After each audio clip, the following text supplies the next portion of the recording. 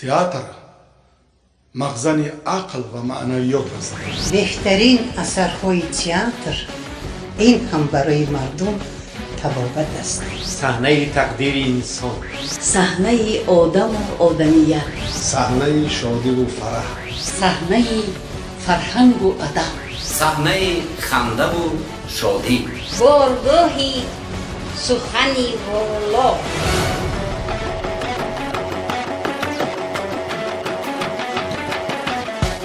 تئاتر آینه تاریخ، کتاب گویا و شوق‌انگیز، بارگاه زیبایی و هنر.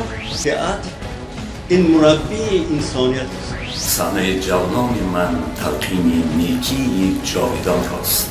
تئاتر صحنه راز و آرمان‌های انسانی، دنیای رنگین افسانه و قصه های دلانگیز، افسانه های جالب و شوق انگیز برای طفلکان.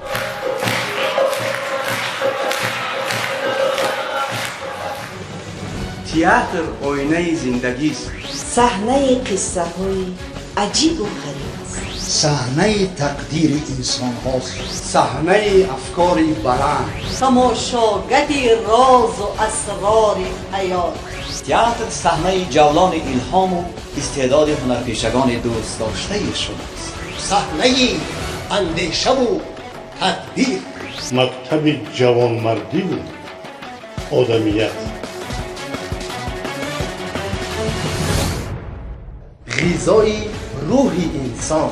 اوراق از کتاب اولین انسانیت است. قدمگاه اهل دین، اهل نظر، قدمگاه اهل فرهنگ و ادب، همردیف روح و جان انسان هاست.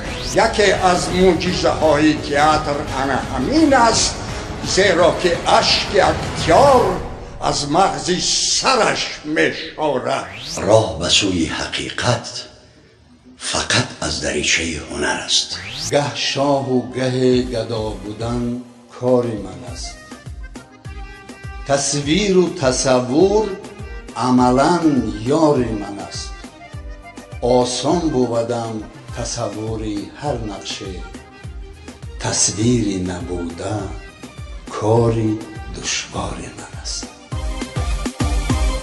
هر آنچه پیشی روی ماست این صحنه این زندگی است. صدگونه تقدیر و خزاست این صحنه این زندگی است. تو خنده گریان ببین، تو گریه خندان ببین، یک جا وفا یک جا جفاست این صحنه این زندگی.